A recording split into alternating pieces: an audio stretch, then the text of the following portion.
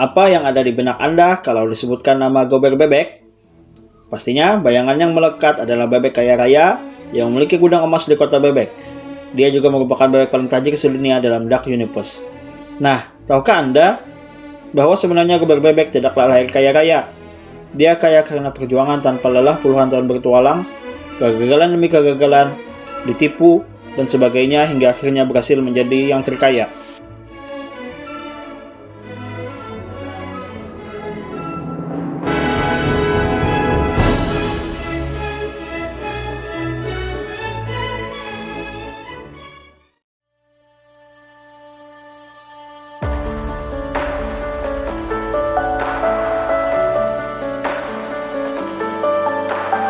Assalamualaikum warahmatullahi wabarakatuh. Apa kabar pemirsa?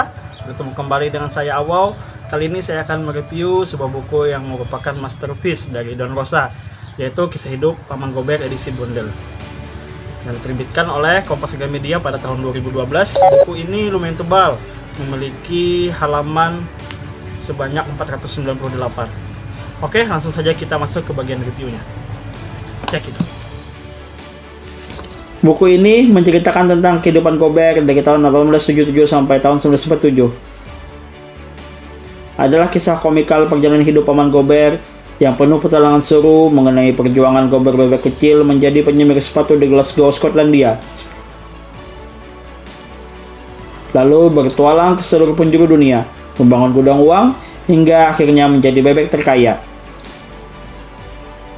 Teman-teman yang pernah baca komik Gober Bebek pasti tahu keping keberuntungan, bukan? Nah, dalam edisi bundel ini diceritakan pula asal mula keping keberuntungan yang terusik itu. Ada pula cerita mengenai pertemuan pertama kalinya dengan musuh-musuh besar seperti gerombolan si berat, Roket Bebek, dan Koper Bebek pada awalnya. Diawali cerita masa kecil Gober Bebek yang bekerja sebagai penyemir sepatu, kemudian pergi ke Amerika bekerja sebagai awak kapal, berhasil membeli kapal, tak lama kemudian kapalnya tenggelam. Lalu Gober bertualang lagi ke Amerika bagian barat, bekerja di peternakan kuda. Setahun kemudian pindah pekerjaan menjadi penambang tembaga. Sempat gagal, akhirnya Gober mendapatkan tambang dengan kandungan tembaga terbesar di dunia. Namun, karena kesulitan keuangan keluarganya di Skotlandia, Gober harus kembali ke tanah kelahiran dan menjual tambangnya. Setahun kemudian, Gober kembali bertualang, dan kali ini benua Afrika yang menjadi tujuan selanjutnya untuk berburu emas. Dan lagi-lagi Gober harus menerima kegagalan karena ditipu oleh orang yang dia sangka teman baiknya. Benua Australia menjadi destinasi selanjutnya.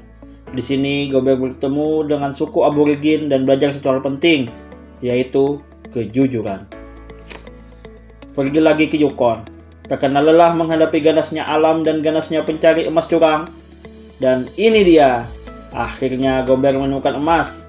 Selain itu, ada emas lain yang mengisi hatinya, yaitu seorang wanita bernama Goldie. Setelah sukses, Gober kembali ke Skotlandia untuk menunjukkan kepada keluarganya. Namun, Gober merasa butuh tantangan baru untuk memperkaya dirinya. Maka, dia mengajak kedua adiknya pergi ke kota bebek di Amerika. Dan di kota bebek ini pula lah Gober membangun sebuah benteng tua, menjadi bangunan yang sangat terkenal. Apalagi kalau bukan gudang uang Gober Bebek. Setelah membangun gudang uang, Gober kembali bertualang mencari kekayaan ke seluruh dunia. Namun, di sini dia membuat suatu kesalahan, yaitu berbuat jahat terhadap sebuah desa di Afrika, yang kelak kesalahan ini akan selalu menghantuinya. Puluhan tahun berkelana mencari kekayaan, Gober kembali ke kota bebek sebagai bebek terkaya di dunia. Meskipun demikian, hatinya yang keras menyebabkan dia harus berpisah dengan keluarganya. Tahun-tahun berlalu tanpa ada kabar dari Gober dan kerajaan bisnisnya. Akhirnya, Gober yang lemah dan tua mengundang Donald dan para keponakannya, Quick, Quack, dan Quack untuk bertemu. Dan di sini, mereka pun bertemu kembali dengan gerombolan si berat. Pertemuan itu akhirnya mengubah Gober kembali menjadi bebek terdahulu, yang mempunyai semangat dan jiwa petualang. Apabila selama ini persepsi Anda tentang komik Donald Bebek dan Gober Bebek ya cuma seru dan lucu, maka Anda salah. Karena di buku ini juga bisa melankolis bahkan romantis. Selain itu, banyak pelajaran yang bisa diambil dari kisah hidup Paman Gober. Di antaranya, dalam mengejar cita-cita, kita harus berusaha dengan keras dan tidak mudah menyerah. Seberapa jauh kita merantau, ingatlah selalu dengan keluarga. Mungkin itulah kenapa Gober Bebek terlihat kikir, pelit, dan sombong, karena dia sudah merasakan pahit manisnya kehidupan. Uniknya lagi, di setiap cerita selalu ada sisipan sejarah. Don Rosa menggabungkan fiksi dan fakta dalam buku ini. Ada sejarah awal mula Teddy Bear, Presiden Amerika, pembangunan terusan Panama, dan yang mengharukan ada kisah di Indonesia yang mengupas letusan Gunung Krakatau, dan ada pula kisah karapan sapi di Madura. Kesimpulannya, buku ini betul-betul seru dan dijamin kita akan terbawa suasana petualangan Paman Gober. Membaca dipuaskan dengan gambar-gambarnya yang detail, juga jalan cerita yang tak pernah membosankan.